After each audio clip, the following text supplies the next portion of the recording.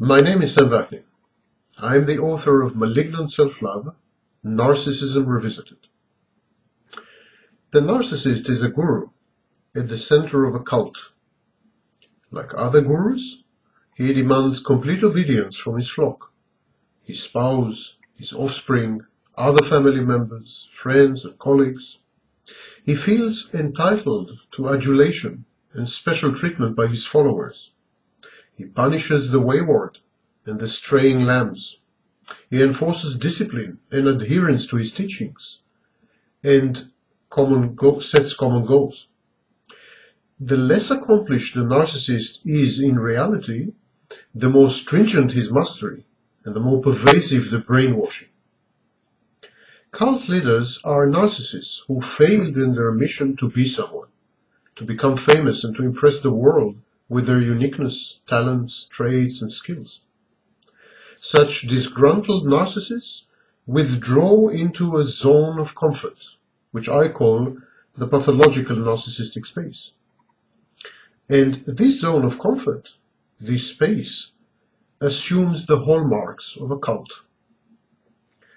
The often involuntary members of the narcissist mini-cult inhabit a twilight zone of his own construction. He imposes on them a shared psychosis, replete with persecutory delusions, enemies, mythical narratives, and apocalyptic scenarios if he is flouted.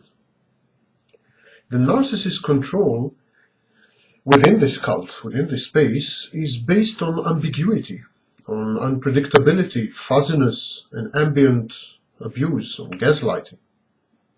His ever-shifting whims exclusively define what is right versus what is wrong, what is desirable versus what is unwanted, what is to be pursued and what is to be avoided. He alone, the narcissist, determines the rights and obligations of his disciples and alters them at will. The narcissist is a micromanager. He exerts control over the minutest details and behaviors. He punishes severely and abuses withholders of information and those who fail to conform to his wishes and to his goals. The narcissist does not respect the boundaries and privacy of his reluctant adherents. He ignores their wishes. He treats them as objects and instruments of gratification or extensions of himself. He seeks to control both situations and people compulsively. He strongly disapproves of others' personal autonomy and independence. Even innocuous activities, such as meeting a friend or visiting one's family, require his permission. Gradually, he isolates his nearest and dearest until they are fully dependent on him emotionally, sexually, financially, and socially. The narcissistic cult leader, and actually every narcissist, acts in a patronizing and condescending manner and criticizes often. He alternates between emphasizing the minutest faults, which is what I call devaluation, and exaggerating the talents, traits, and skills of the members of his cult, which is called idealization. He is wildly unrealistic in his expectations, and this legitimizes his subsequent abusive conduct when he is disappointed or frustrated. The narcissist claims to be infallible, superior, talented, skillful, all-powerful, omnipotent, and all-knowing, omniscient.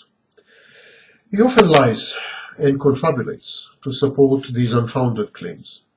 Within his cult, the narcissist expects awe, admiration, adulation, and constant attention, commensurate with his outlandish stories and assertions. He reinterprets reality to fit his fantasies and expects everyone around him to adopt this distorted view.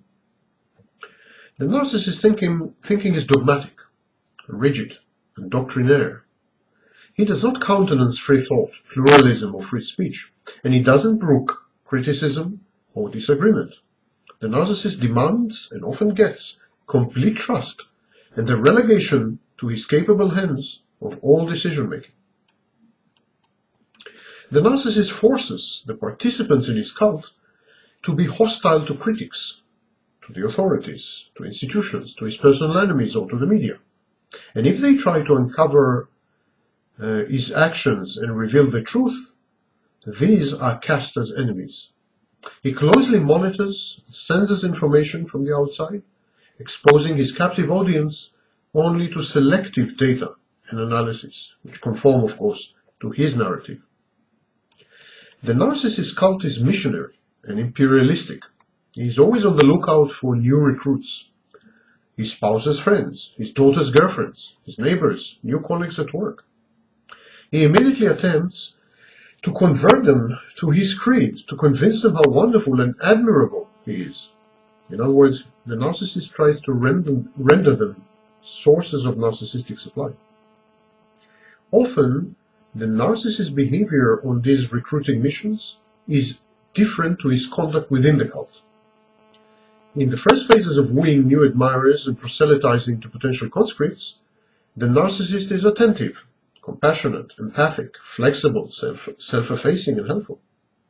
At home, among the veterans, those he takes for granted, he is tyrannical, demanding, willful, opinionated, aggressive, and exploitative. As the leader of his congregation, the narcissist feels entitled to special amenities and benefits not accorded to the rank and file. He expects to be waited on, hand and foot, to make free use of everyone's money, and to dispose of their assets liberally, and to be cynically exempt from the rules that he himself has established. Of course, if such a violation is gainful or pleasurable. In extreme cases, the narcissist feels above the law, any kind of law. This grandiose and haughty conviction leads to criminal acts, incestuous or polygamous relationships, and to recurrent friction with the authorities.